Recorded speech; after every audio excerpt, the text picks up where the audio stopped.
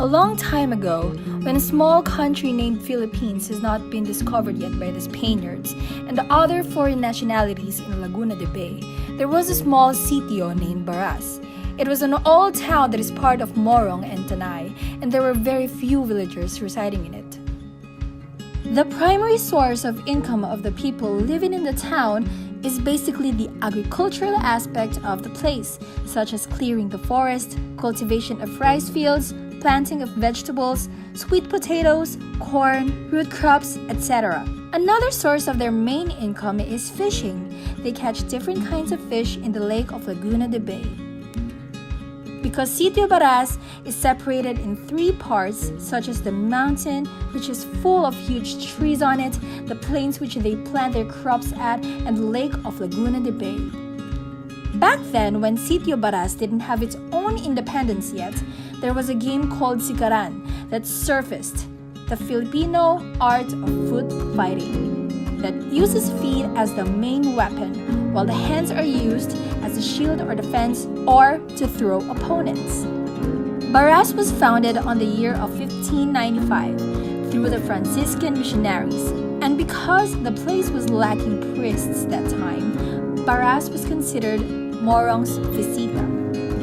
And on the year 1906, Baras has been considered as a small town of Tanay, and on the year 1920, it separated itself and claimed its own independence as a town. The kind of games at the town of Baras during the time were patintero, shaped as a patty. It is a game in which they draw a line on the ground using water or ash from a bonfire. It's a game consisting 3 or more players, and the person who is at the stake at the game will lead their team members, and it is assigned at the straight line in the middle. That person will be the one to declare when the game would start, and those other team members which are assigned in the horizontal line should extend their hands so that the opposing team will not be able to pass through them. They are free to run while extending their hands so that they could easily tag or touch the opposing team. Taya means they are the losing team, so they need to stay inside a line they created using water or ash from a bonfire. The second game is called tago-taguan, or hide and seek. This is a game in which the person who loses will have to go to a tree that serves as a boundary or landmark and will face the tree, blocking the view while the other players hide themselves as he continually counts. After that, the taya, or the person's stake at the game, will look for them, and the first one that they are able to find will be the one who loses. The third game is called Carrera ng Bangka, or boat regatta. They row on the river, consists of 2 to 4 boats that compete against each other. They will conduct a race and try to outdo each other, and the fastest boat or the first one to reach the finish line will be the winner. The fourth game is called Buno sa Tubig, or water wrestling. This is a kind of game in which they play every time that they will take a bath in the river or on a small stream. It is a wrestle game conducted in the water, and the water level should be until the chest part. The player should be carried by the other team member and on their shoulder, a game which is played by pair in each team. This could be played by 2 or more than teams in pair and wrestle with each other using their hands and arms while on the water. The one who is left standing will be the one considered the champion. And the fifth game, called Luksong Baka, or cow jump, is a game in which more than 3 players fight with each other. The losing player will be bent, while the other players will have to jump over on him or her. The losing player will have to bend higher and higher until the other players are not able to jump over him or her and will get launched. The person who will get caught will be the new losing player and will have to bend so others could jump over them. The sixth game, called Sabuyan ng Putik, or Mad Flip, is a kind of game which is played by 2 or more players. They throw mud with each other using their hands. They will throw mud at different body parts of the other players, including the face, and ended up being a competition called Sikaran, the ancient art of Filipino foot fighting. Sikaran is a type of game or competition that uses the feet to attack while hands are used to parry attacks and throw someone off. The game Sikaran was discovered and learned by the young farmers of the town Baras while they were working on their own rice field, plowing it to prepare for when it's time to plant the rice. The primary food of people in the Katagaluhan region is rice. According to the natives, back in the old days, young farmers work on their own rice fields, irrigating it first to soften the soil and harvesting weeds throughout the year, and after a few days, plowing it to plant the rice. And every time they rest before they deploy their carabaos or water buffalo in the river or creek, what they do first is throw mud on each other's face and body. Once they're covered with mud all over their body and face, they will ride their own carabaos or water buffalo all together and would race towards the river or creek to let the carabaos sink in the water, bathe, and regain strength. Carabaos cannot take the extreme heat in the afternoon. After bathing their own carabaos, they will then wrestle in the water. Mud fight is their usual game, and the teenagers' reason is it's fun. They do not know how to fight or hurt people because they are respectful, loving of their parents and selves, and they fear God. One time, while playing mud fight on body and face, they weren't as content or happy. And so to intensify their mud fight on the body and face of their playmates, they use their feet. They kick the mud at first, they're just kicking the mud towards their playmates, but later on they learn it gets in the eyes, so they kick the mud at first, they're just kicking the mud towards their playmates, but later on they learned it gets in the eyes, so they dip the tip of their toes in the mud and flick it towards the face and body of their playmates. Their goal is not just to cover their opponents in mud, but to inflict pain too, in a way that they dip their toes in the mud and flick it towards their opponents, that when it hits them, they get a speck from their eye that prevents them from looking at their playmate, until they hit each other's body and one of them falls. From there, they got the idea for the game, kicking each other's body until one of them drops on the ground and loses. Due to their immense foot and arm strength, they are well trained and used to farming activities, while their arms for boat rafting every time they fish in the bay. The logging of timber and harvesting of rice and vegetables using patulang. Patulang is compared to a basket, but it's made of bamboo. From the rice fields, from the mountains, where they get their livelihood from until their homes, walking barefoot daily that their feet are dense and wide. So anyone who gets hit by their kick in any part of the body falls and surrenders from strong impact. At first, Sikaran is mud fight, where the game originated, is played only by the young farmers in the rice field every time they have to work in the fields because there's mud.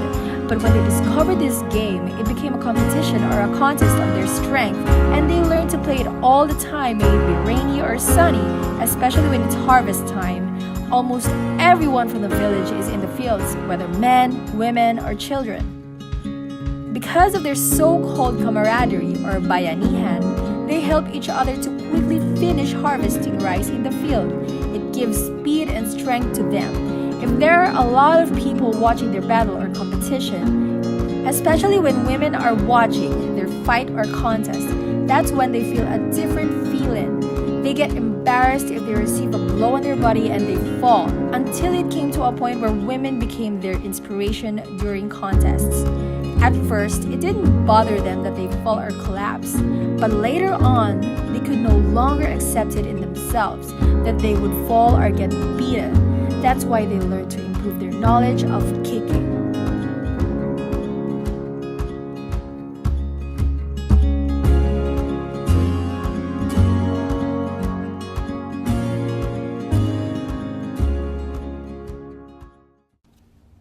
Their daily companion or partner in their farming activity is the carabao, or water buffalo. So the second kick they have learned is the tadjak kalabao, or carabao kick, that uses the soles of the feet to strike. The first kick they learned is the pitik putik, or mud flip, where they acquire the act of kicking mud or tossing mud towards their playmates. Their playmates' approach of kicking the opponents is backward and forward only. and the ones that hit from the pitik-putik are the soles of their feet, whereas the carabao kick is what they often use. During their exchange of kicks in the body, they learn to avoid getting hit by the opponent. To prevent themselves from getting hurt, they got accustomed to being quick and agile on their moves. That's why when the opponent strikes, they're ready to avoid it.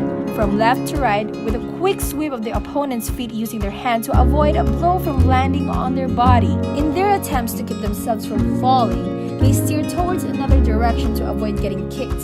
In their continuous attempt, their opponent steered right and their feet spread wide.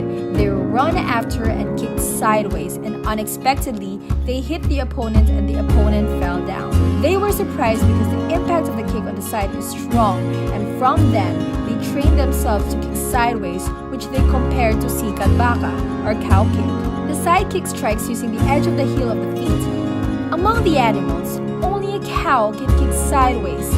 This is the third type of kick they discovered, and because of their natural speed and agility, they learn to go around the opponent to confuse and trick them so they can freely attack without any obstacles. At first, if the opponent is behind, they could no longer turn around or face to kick the opponent. When one of them got dizzy and confused, they thought of sticking their feet backwards, and unexpectedly, due to their speed, agility, and strength, they hit and got the opponent to fall, struck them on their stomach, and unable to breathe again.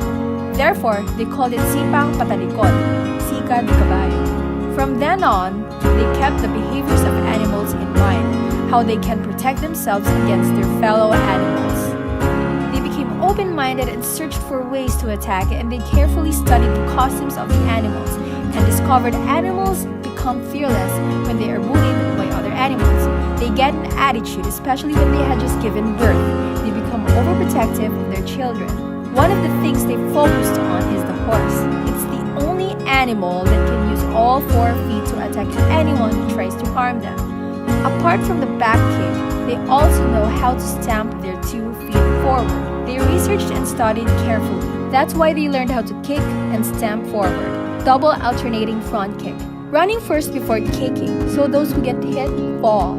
They mix the way chickens attack, called labuyo. They run and jump with a combination of double kick forward, and the 2 combination of their kicks is called dublihang sipa paharap, cockfight. They combined all types of kicks they learned: front snap kick, pitik-putik, front kick, carabao kick, side kick, sikat baka, back thrust heel kick, sikat kabayo, horse kick with front legs, dambang kabayo, feet together leaping forward, sikat labuyo. That's where they derived the name of the game, Sikaran. By imitating animals stomping or kicking movements, the kick is thrusting the foot forward using knee strength, but the stomp uses the strength of the knee, hip, and swing of the body. Back then, they were contented with their knowledge on how to attack on an enemy. All of their kick or stomping attack movements were heavily influenced by the movements and behavior of animals which they use for self-defense. Filipinos have a saying to not approach a cow or a horse, for you might get yourself kicked, because an animal that is not accustomed to their owner or someone who cares for them can inflict pain. Needs taming or habituation before they can have the animal help them in their daily farm activities to avoid hurting others. The primary source of income for the people of Baras are mostly in the mountains, clearing lands through slash and burning, or kainin, planting variety of vegetables, rice and root crops like sweet potato, taro, purple yam, etc. Also, fishing variety of fishes at the Laguna de Bay. The edge of the town of Baras is called Lagundi, village of Morong. Since they spent most of their time working daily in the rice field with the Morong townsfolk, they came to learn how to play Sikaran, joining in the games and contests, which eventually became a competition between Morong against Baras townsfolk, and they called the game Sikaras as Paningara, which eventually became a regular game, and they would often challenge each other, but the edge of the town, where mostly takes place at Pulo, Batajang, Surusuro, Basu, Ulahan, up to Kalangbato and Salangbato. Sikaran, which originated from throwing mud or putting pitik, mud flick. Another game in Baras is called Unahan o Karera ng Bangka, boat regatta. This game is played by young farmers while fishing different kinds of fish, breeds at the Laguna de Bay, where 2 to 4 boats race and paddles until they reach the finish line. First one to finish the race wins. This is one of their ways to exercise and strengthen their arms for blocking. rowing are two crosspiece in the game, Bulong sa Tubig, or water wrestling, and Sikaran. But the games water wrestling and boat racing was not preserved by the Baras people, for no one carried on its development. A long time had passed and Sikaran has evolved and developed different ways in combat and competition. The first one is called patas na labanan. Participants will duel inside a lined 8 feet wide circle. Both participants have the same physique, age, and height. This duel is won by earning the most number of points or body hits and toppling your opponent to lose the game by falling 3 times. Second, labanang hagaran, where participants will duel in a rice paddy that measures 25 feet square wide, until the opponent's arms are raised to declare toss or surrender, and the last man standing will be declared the winner or champion. Third, partida laban, which has 3 types of duels. The first one is called labanan as hagdang bato, a duel where the best fighter is at the bottom of the stone stairs and the weakest or smaller ones is at the top. The best fighters will have to kick the weakest or smaller ones out of the way until they reach the top. Only then will they be considered the winner or champion. The second one is labanang isa laban sa dalawa. The biggest, the tallest, and the best fighter will challenge 2 smaller or weaker fighters, where they will have to duel inside an 8 feet wide circle and earn points, and if the weaker fighters can push the better fighter out of the circle, then they be considered the winner. And if both weaker fighters are pushed out of the challenge circle, then the best fighter will be considered winner or champion. If neither challenger were pushed out of the circle, then the fighter with the most points wins. Third, labanang may hangganan. The best or bigger fighter will stay inside the 8 feet wide line circle and the weaker or smaller fighters will be at the outside of the circle. They are free to cross the circle anytime to draw the stronger contender out by using Sikaran while earning points. And if the weaker opponent successfully draws the best contender out, then he automatically wins. But if they didn't draw him out, then whoever earned the most points wins. There are 3 types of duel of partida laban. The fourth one is called labanan sa suga o lubid, wherein 2 challengers will fight against each other while a 3 elbow-length rope is tied around their waist. The objective of the game is to topple or make your opponent surrender. They can hold the rope and tug it towards them to pull their opponent and kick them. Whoever falls and concedes loses. And if nobody topples or concedes, whoever earned most points wins. The fifth one is called labo-labo, a challenge between 4, 5, 6, or more players inside an 8 feet circle. Whoever steps beyond the circle or concedes loses the game, and the last man standing will be declared the winner or champion. Labo-labo is one of the most difficult challenge or contest, kick strength, output, and body endurance. Labo-labo became a challenge to young farmers or Sikaran players, especially when there are female audiences waiting the contest. It is a great challenge for the players to think of ways of how to make their opponents concede or pushed out of the 8 feet square wide circle. Because of the lack of space, they are not able to stomp freely. There's difficulty in hitting body parts and to drive their opponents beyond the limit of the circle for them to stay and keep themselves inside the circle and be declared champion or king, which is a huge honor for Sikaran players. During the rice harvesting season, females would also join Sikaran contests, and most of the time, females are capable of doing stronger kick compared to males. In the olden days, when rainy season starts, the unhusked rice along the islands near Laguna de Bay was flooded up to waist deep due to heavy rainfall, which rarely happens. But in order to harvest the rice that is submerged in the water, it would require the process of moving, which is dangerous and sensitive and could cause accidents and injury. That's why it needs careful handling. And use of haras or karet, fennel or sickle. For moving, any lack of knowledge in using the fennel or sickle under the water is dangerous and could cause accidents or injury. The moving and harvesting process that they learned is by dividing bundles of rice and submerging the fennel or sickle and reaping the rice with side-upward motion. The karet or sickle do not wobble underwater if the motion is going upward. This way, they can immediately harvest the rice beneath the water surface, dividing the rice sideward and reaping it upward. Is the movement where they had the idea and effective way of how they maneuver a Sikaran motion against an opponent, labo-labo contest. They combined the sipang kabayo patalikod and effective way of moving or reaping rice underwater, wherein the direction of sipang kabayo, back thrust heel kick, should be straight was made upward where the heel of foot hits the target. And because there isn't any obstacle to lift the skin upwards, you can freely hit an opponent even in difficult angles and tight spaces. Being hit by the heel makes an opponent concede because of the strength of the feet, knee, and thickened soles and heels. All the players or opponents wonders where it was imitated or the basis of sipang sikwat paitas originated. A farmer explained that the idea came from the process of harvesting rice submerged in water, where they divide the rice bundle and whip it sideward going up, since they called the sipang sikwat paita as biakid or biakid. And because of the movement of the karet was the basis of the idea, they named it sickle kick in English. This was the first instrument used as a reference in naming a kick motion.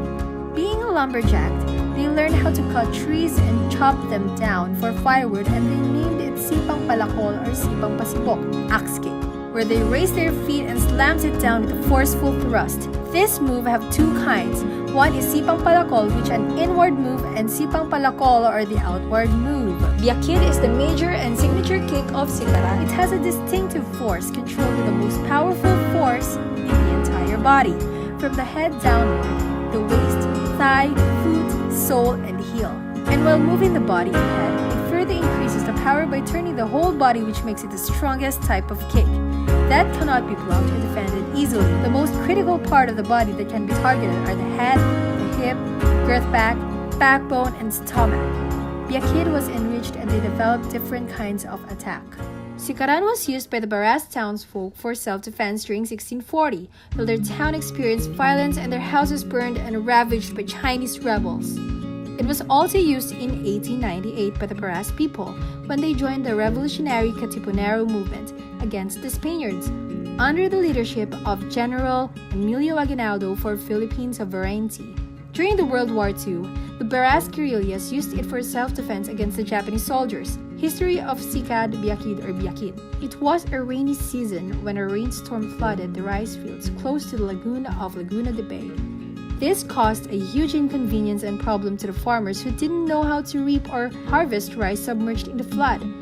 They thought of ways to harvest or reap the submerged rice. One farmer bought his sickle, haras, a type of sickle with a curved metal blade with a short handle filled on a tang, and he tried to reap the rice plants but found it difficult and dangerous as he might injure himself. While this method he attempted to reap the rice plants, but it was difficult and it took a while. It may also cause injury. So while in the process of reaping the rice, he thought of dividing the bundle of rice and submerged the sickle sideward and ripped it upwards. He then realized that his method was effective for rice submerged underwater. Since then, he used the method of dividing the rice bundle, placing the sickle sideward and ripping it upwards. One day, there was a gathering held right at the heart of Baras town. Different kinds of games were observed by the young people. Patintero, boat racing, luksong baka, hide and seek, and sikaran. They play different types of competition.